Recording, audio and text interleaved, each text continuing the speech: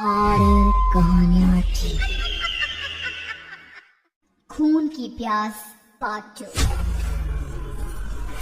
और उसके बाद वो जंगल एक बार फिर से सुमन की चीखों से गूंज उठा।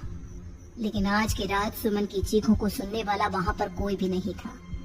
अगर वहां पर कोई मौजूद था तो बस हरिया, जो कि अब एक भेड़िए में बदल चुका था। सुमन के बालों को पकड़कर घसीटते हुए वो जंगल के बीचों बीच एक जगह पर ले जा रहा था। अगली सुबह गांव में। अरे भाई, पता नहीं क्या बात है, अपने गांव का हरिया किसान और उसकी पत्नी सुमन दोनों गायब हैं। दोनों का कोई अता पता नहीं। अरे कैसी बातें कर रहे हो भाई, ये कब हुआ है? अरे पूरे गांव में खबर फैली पड़ी है। कल रात को दोनों खेत की तरफ जा रहे थे, लेकिन लौट कर आए ही नहीं। तो हो सकता है अपने खेत पर होंगे। पूरा गांव ढूंढ कर आया है भाई। जानते हो क्या मिला वहाँ पर? क्या हुआ भाई? क्या मिला? बताओ हमें, क्या मिला? अरे हरिया की पत्नी सुमन के कपड़े पड़े हुए थे। शरीर का एक एक कपड़ा फटा हुआ झोपड़ी के बाहर पड़ा था, लेकिन दोनों पति पत्नी का कोई पता ठिकाना नहीं था। अरे भाई, लेकिन उसका जो दोस्त है ना रामू किसान, उससे पता करके आते हैं ना। अब तक तो दोनों साथ ही खेत पर जाया करते थे। हाँ, हमें उसके घर जाना चाहिए भाई। चलो वहाँ चलते हैं, चलो। वो सारे लोग रामू के घर पर पहुँचते हैं। रामू अपने घर के बाहर बैठकर हुक्का पी रहा था। आज सारे के सारे लोग टोली बनाकर मेरे घर क्यों आ रहे हैं? क्या कोई मर गया क्या भाई? अरे कैसी बातें कर रहे हो? तुम्हारा सबसे अच्छा दोस्त हरिया और उसकी पत्नी गायब है, और तुम यहाँ बैठकर हुक्का पिए जा रहे हो?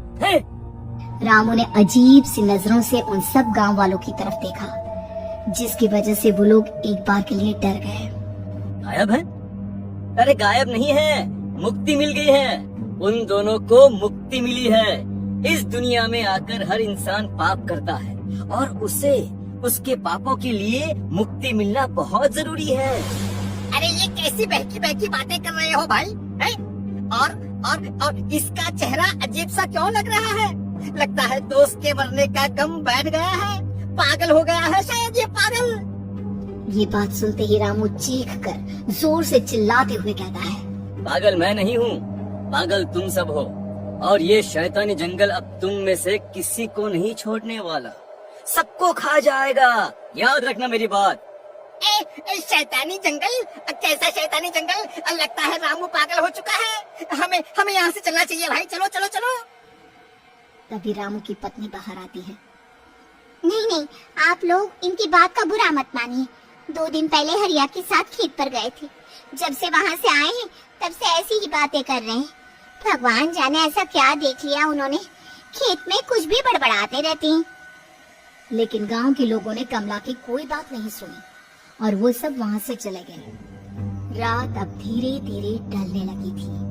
तभी अचानक किसी ने धीमी सी आवाज में रामू को पुकारा। रामू, आजा, मैं तुम्हारा इंतजार कर रहा हूँ। और सुनो, अपनी पत्नी को साथ लेकर आना, नहीं तो काम अधूरा रह जाएगा। ये आवाज सुनते ही रामू के चेहरे पर शैतानी मुस्कुराहट आ जाती है। वो धीमे कदमों से अपने घर के अंदर आता है। क्या हुआ? तबीयत ठीक है ना अब आपकी? मैं तुझे अपने साथ खेत पर ले जाने आया। चल। मैं तुम्हारे साथ कहीं नहीं जाने वाली। मुन्ना गहरी नींद में सो रहा है, और उसे अकेला छोड़कर मैं तुम्हारे साथ खेत पर नहीं आ सकती। वैसे भी तुम्हारे उन खेतों में भगवान जाने कौन सा राक्षस घूम रहा है, मुझे तो डर लगता है। रामू गुस्से में दांत पीसता अपनी झोपड़ी से बाहर आ जाता है, और कमला गहरी नींद में अपने बच्चे के साथ सो जाती है। तभी अचानक रात को रामू की झोपड़ी के ऊपर एक साया वही गाना गुनगुनाते हुए घूमने लगता है, जो हरिया के मोबाइल में बजा करता था। मैं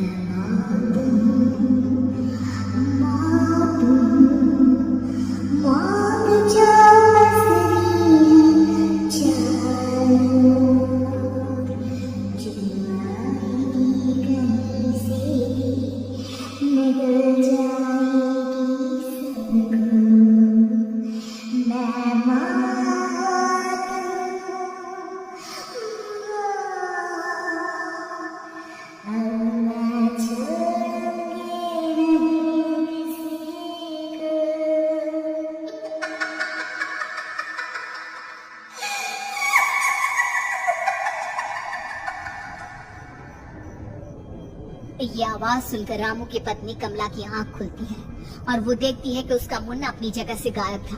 कमला चीखते हुए बाहर दौड़ कर आती है। वहाँ पर उसने देखा कि रामू ने अपने बच्चे को झोपड़ी के बाहर एक पेड़ से उल्टा लटकाया हुआ था और उसका बच्चा चीख चीख कर रो रहा था। वहीं दूसरी तरफ एक साया बच्चे के ठीक नीचे आग जलाकर उसके चारों तरफ हैवानों की तरफ नाच रहा था। छोड़ दो मेरे बच्चे को। अरे क्या कर रहे हो तुम? शर्म नहीं आती तुम्हें अपने ही बच्चे को इस तरह मौत के हवाले करते हुए? अपना बच्चा? किसने कहा ये मेरा बच्चा है? अरे ये तो उस रामू की औलाद है, इस गांव के किसान रामू की, और मेरी दुश्मनी इस गांव के हर इंसान के साथ है। क्या? कैसी बात कर रहे हो तुम? ये औरत कौन है? ये मेरे बच्चे को खा जाएगी।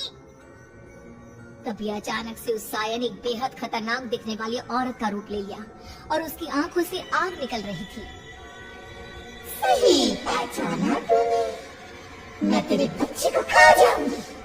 अगर तू अपनी सवाल की रामू के साथ जंगल नहीं आए, मैं तेरे बच्चे को खा जाऊंगी। लेकिन क्यों? आखिर क्या चाहती हो तुम मुझसे? मुझे जंगल क्यों ले जाना चाहती हो? औरत बुरी तरह से ठहाके मार मार कर जोर जोर से हंसने लगी और साथ में रामू भी। ये तो तुझे वहाँ चलने के बाद ही पता चलेगा ना। अगर तू नहीं आई तो थोड़ी देर में तेरा ये बच्चा आग में जलकर मर जाएगा। चल जल्दी। नहीं, मेरे बच्चे को छोड़ दो। तुम जहाँ कहोगे मैं तुम्हारे साथ चलने के लिए तैयार हूँ। और उसके बाद उस बच्चे को झोपड़ी में लिटाकर आगे आगे वो साया चल रहा था और उसके पीछे पीछे रामू अपनी पत्नी के बाल पकड़कर उसे घसीटते हुए जंगल की तरफ ले गया।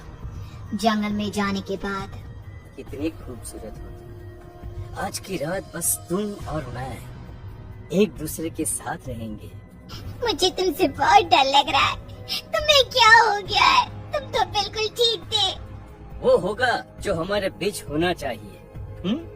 तो आओ अपने आप को मेरे हवाले कर दो। कमला ने डर की वजह से अपनी दोनों आंखें कसकर बंद कर ली थी। रामू ने बुरी तरह से चीख कर कमला से कहा, आंखें खोलो अपनी और मेरी तरफ देखो। कमला ने जैसे ही अपनी आंखें खोली उसने देखा कि रामू एक खतरनाक हैवान में बदल चुका था। कौन हो तुम? जाने दो मुझे। क्या चाहते हो मुझसे? यही जो एक आदमी एक औरत से चाहता है। मैं तुम्हारा पति रामू नहीं, बल्कि इस जंगल का एक भेड़िया हूँ, और आज की रात तुम्हारे फूल से अपनी प्यास बुझा जाऊँ। और उसके बाद वो जंगल कमला की दर्दनाक चीखों से गूंज उठा। अगली सुबह कमला के कपड़े भी जंगल में उसी तरह पाए गए जैसे कि सुमन के पाए गए थे। इस घटना के बाद पूरे गांव में दहशत का माहौल था। अपने माँ बाप की मौत और गांव में हो रहे इस तरह की घटनाओं की खबर सुनकर किशन शहर से गांव लौट आया था। अपने माँ बाप की बेदर्द मौत की वजह से वो बहुत परेशान था। तभी अचानक उसे अपने घर में खाट के नीचे पड़ा हुआ वो मोबाइल फोन मिला जो उसने अपने पापा हरिया को गिफ्ट किया था। अरे कितने प्यार से पापा के लिए मोबाइल फोन लेकर आया था। इसे एक दिन भी काम में नहीं ले पाए। और आखिर कौन है जो गांव में इस तरह की हत्याएं कर रहा है? क्या है इन सब के पीछे? क्या है?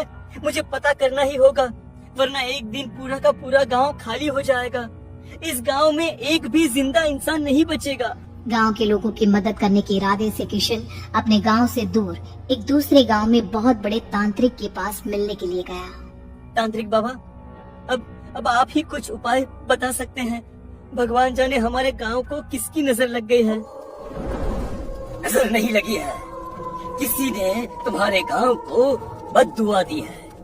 किसी सताई हुई आत्मा का प्रकोप है, और अब वो पूरे गांव में किसी को नहीं छोड़ेगी जब तक उसकी आत्मा को शांति नहीं मिल जाती। अरे लेकिन ऐसा कौन है बाबा? किसकी आत्मा है और कैसे मिलेगी उसे शांति? मौत है मौत, कहीं से भी आएगी और सबको निगल जाएगी। इससे बचने का सिर्फ एक ही उपाय है, लेकिन उस उपाय को करना आसान नहीं होगा। जो भी उस उपाय को करने की कोशिश करेगा उसकी जान जा सकती है। भले ही मेरी जान चली जाए, लेकिन मैं अपने गांव के लोगों की जान बचाने की पूरी कोशिश करूंगा बाबा। तो ठीक है फिर, अगली अमावस की रात जैसा मैं कहता हूँ वैसा ही करना। अमावस की रात तांत्रिक के बताए अनुसार किशन अपने साथ केरोसिन लेकर जंगल की तरफ चल पड़ा। उसके हाथ में देवी के मंदिर का सिंदूर भी था। किशन जंगल के बीचों बीच पहुंचा। ये देखकर उसकी आंखें फटी की फटी रह गई। वहाँ एक उबलते पानी का तालाब था और कई लोगों की लाश लटक रही थी। किशन के माँ बाप की लाश भी वहीं थी। माँ, बापू, क्या हो गया? ये क्या हो गया? तभी वहाँ पर एक औरत और आदमी आते हैं। उन्हें देखकर किशन चौंक जाता है। गोपाल काका, आपकी तो 5 साल पहले मौत हो गई थी। और निर्मला काकी, आप? मौत तो हो गई थी, लेकिन तुम ये नहीं जानते कि हमारी मौत कैसे हुई थी। क्या कहना चाहते हैं आप? कुछ नहीं, बस ये जान लो कि अब इस गांव में कोई जिंदा नहीं बचेगा। लेकिन क्यों काकी? क्योंकि 5 साल पहले इन गांव वालों ने मुझे डायन बताकर पत्थर मार मार के मार डाला। मेरी कोई गलती नहीं थी। गांव का एक बच्चा क्या लापता हुआ, सारा इल्जाम मेरी पत्नी पे डाल दिया। और जब मैंने निर्मला की जान बचाने की कोशिश की तो मुझे भी मार डाला। आपके साथ ये बहुत गलत हुआ काकी, लेकिन आप जो कर रहे हैं वो भी सही नहीं है ना। तुम यहाँ से चले जाओ वरना तुम भी नहीं बचोगे। हमारी आत्मा पिछले 5 साल से मुक्ति के लिए भटक रही है। चले जाओ यहाँ से। मौका देखकर किशन सिंदूर उन दोनों के ऊपर डाल देता है। उनका शरीर जलने लगता है और वो भयानक तरीके से चिल्लाने लगते हैं। अगले ही पल किशन उनके ऊपर केरोसिन डाल देता है और वो दोनों जल जाते हैं। किशन अपने माँ बाप और दूसरी लाशों का अंतिम संस्कार करवाता है और अपने घर लौट आता है। लेकिन वो अभी भी इस बात से अनजान है कि मोबाइल अभी भी बज रहा था। मैं मौत हूँ।